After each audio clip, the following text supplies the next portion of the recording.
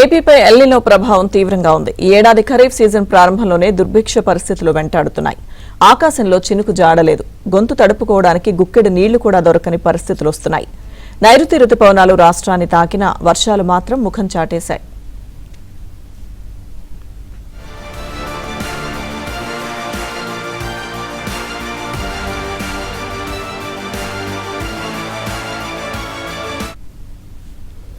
ఆకాశంలో మేఘాలు కరిగి వర్షించాల్సిన సమయంలో గ్లోబల్ వార్మింగ్ ఎల్నినో పంజా విసరడంతో భూగర్భ జలాలు పడిపోవడమే కాకుండా ప్రాజెక్టులో నీటి మట్టాలు సైతం ప్రమాదకర స్థాయికి చేరాయి.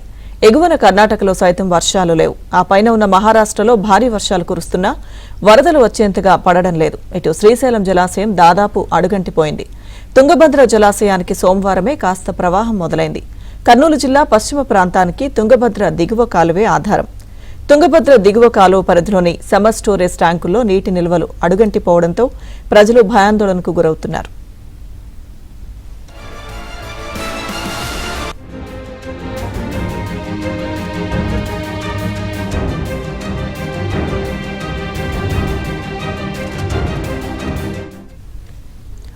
రాయలసీమ జీవనాడి శ్రీశైలం ప్రాజెక్టు పూర్తిస్థాయి నీటి నిల్వ సామర్థ్యం 215.810 టీఎంసీలు కాగా ప్రస్తుతం 42.213 టీఎంసీలే ఉన్నాయి. గతేడాది వరదలు పోటెత్తడంతో ఇదే సమయానికి దాదాపు 50,000 క్యూసెక్కులకు పైగా వరద ప్రవాహం ఉండేది.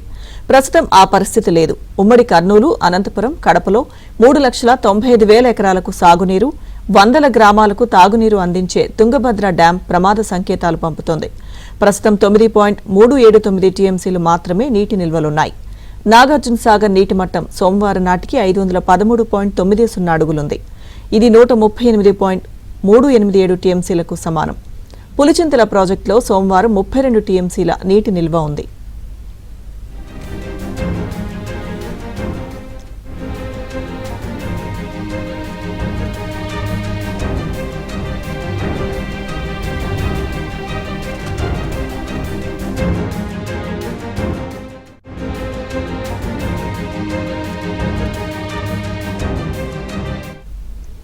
ఏపీలో ఈ ఏడాది సాగుకి కాకుండా తాగునీటికి కటకట తప్పదన్న ఆందోళన నెలకొంది. 113 జలాశయాల్లో ప్రస్తుతం 413.12 టీఎంసీల నీరు మాత్రమే ఉంది.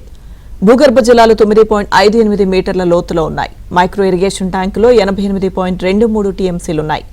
మీడియం ఇరిగేషన్లో 92 టీఎంసీలకు గాను 36.366 టీఎంసీలు మాత్రమే అందుబాటులో ఉన్నాయి.